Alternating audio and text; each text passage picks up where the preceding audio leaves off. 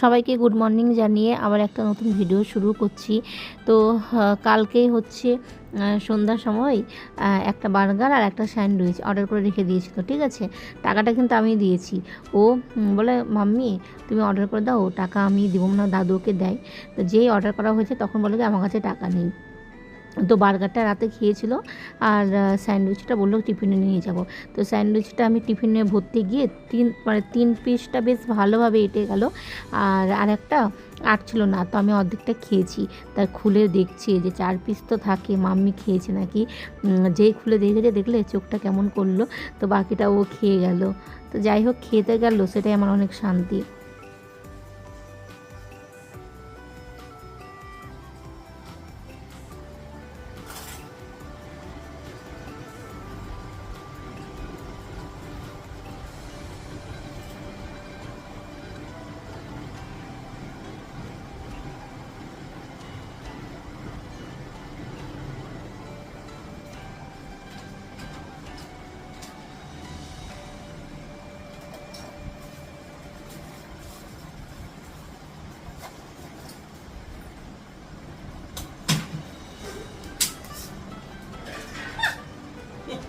এটা রাখো। এই এটা নাও। এটা ভেঙে গেছে নাকি? না না, এটা ঢিলে গেছে, আমি দড়িতে টাইট করেছি।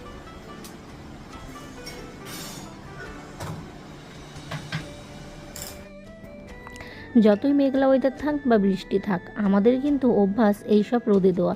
রোদ যদিও নেই, কিন্তু বাইরে চেয়ারে দেওয়া, খাটটাকে ফাঁকা করে রাখা। তো ছেলেকে তো আগে পাঠিয়ে তারপরে যে এখন ঘরটাগুলো সব গুছিয়ে নিচ্ছি। যতক্ষণ না ও বেরোয় ততক্ষণ আমি কিছু করি না। আর ঘরের অবস্থা প্রচণ্ড খারাপ থাকে। ও যখন বেরোয় বই খাতা সব রুটিন দেখে ভরে, তো সেই জন্য ছেটানো থাকে। তো এখন এই যে বইগুলো সব গুছিয়ে নিচ্ছি, একটু জামা কাপড়গুলো গুছাবো। তারপরে রাস্তার ধারে এই ঘরটা তোমার একটু ধুলো পড়ে, তো একটু ন্যাকড়া দিয়ে একটু ধুলোগুলো মুছবো টেবিলটার উপরে, মানে যেটা বই রাখছি ওটার উপরে। তো ঘরটারগুলো ভালো করে একটু মুছে টুছে, মানে ঝাড়ু দিয়ে টিভিগুলো মুছে এখন ঝাড় দিয়ে দিচ্ছি। আর প্রচণ্ড লোম থাকে, আমার ঝাড় দিতে একটু টাইম লাগে, মাসে তাড়াতাড়ি হয়ে যায়, তাহলে বুঝতেই পারছো ঠিকমতো মাসি পারে না। তো মাসিকে আমি বলে রেখে দিয়েছি যে তুমি মুছে নিও, আমি ঝাড় দিয়ে দেবো। আর অ্যাঞ্জেলের লোম থাকে খুব, তো সেই জন্য আমি পরিষ্কার করে ঝাড় দিয়ে দিই। আজকে রান্না হবে পাবদা মাছ। মাছগুলো সকালবেলায় নেওয়া হয়েছে, এই যে এখন কাটলাম, এর মধ্যে সব নাড়ি ভুড়িগুলো তখন ধুয়ে নেব। অন্যান্য দিন আমি পাবদা মাছের সর্ষা পোস্ত করি, তো আজকে ঝোল করব।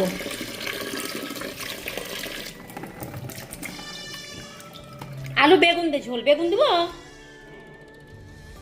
আলু বেগুন দিয়ে ঝোলই ভালো লাগে, সর্ষা বাটা আমার।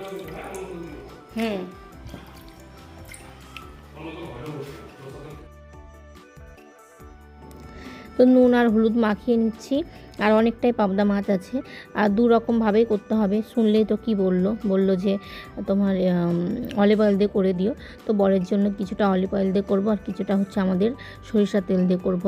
অলিভ অয়েল তো আমাদের খাওয়ার অভ্যাস নেই, কোনো স্বাদ নেই, তেলটার কিন্তু অনেক দাম, তবুও স্বাদ নেই।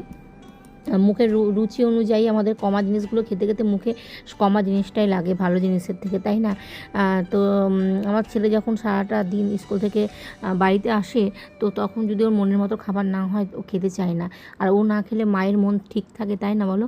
তো নিজেই বলে যে মাম্মি একটু সরিষার তেল দিয়ে করো তো। তারপরে আমার শ্বশুরও তাই বলছে, কোন তেল দিয়ে করো, স্বাদ থাকে না। তাই বললাম অলিভ অয়েল দিয়ে। বলো সরিষার তেল দিয়ে করো।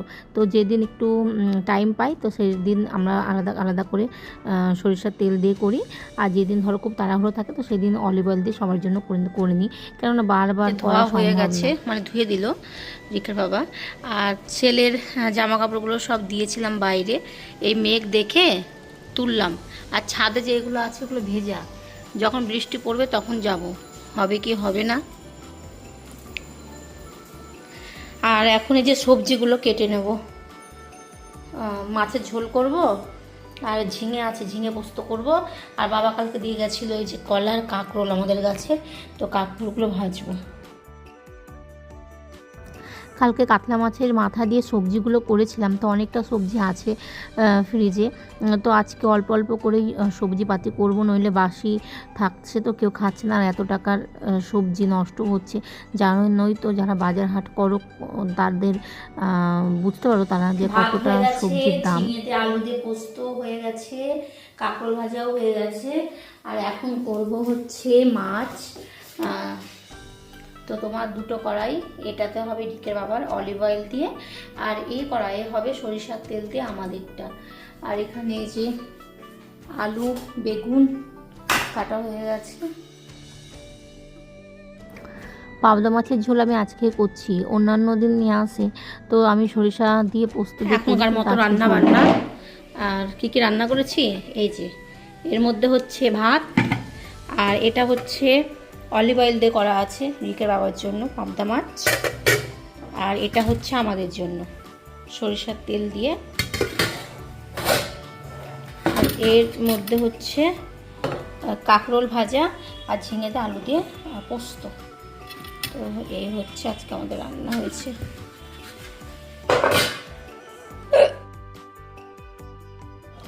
আজ হচ্ছে বৃহস্পতিবার, মানে এতটাই লেট হয়ে গেল আজকে পুজো দিতে, কি বলবো তোমাদের। সকাল সকাল মনে হয় যে বৃহস্পতিবারটা আগে স্নান করে মাকে পুজো দিই, তারপরে মনের মধ্যে শান্তি পাই। কিন্তু অন্যান্য দিন ঠিক আছে, লেট হলে কোনো ব্যাপার নেই, বৃহস্পতিবারটা একটু ভালো করে পুজো দিতে টাইমও লাগে, আর সকাল সকাল দিলে বেশ ভালো লাগে। কিন্তু পর ওই যে উঠোন ধুতে নেমে যায়, স্নান করে তো অনেকটা লেট হয়ে যায়, কী করবো, বসে থাকবো, রান্নাঘরে ঢুকে যায়, ঘরে ঢুকলেই কিন্তু হাজার রকমের রান্না করতে গিয়ে অনেকটা দেরি হয়ে যায়। তো কী করবো, যাই হোক কোনো কিছু করার নেই। আর ঠাকুরও জানে, ঠাকুরকে পুজো না দিয়ে আমিও খাই না, সে যতই বেলা হোক, সন্ধ্যা লেগে গেলেও কিন্তু আমি খাই না, আগে ঠাকুরকে পুজো দিব তারপর। আর আজকে কিন্তু অনেকটা লেট হয়ে গেছে। তো চলো আজকের ভিডিওটা আমি একটু ছোট করেই করছি, আর বেশি বড় করছি না। তো কেমন লাগলো জানিও, কেমন।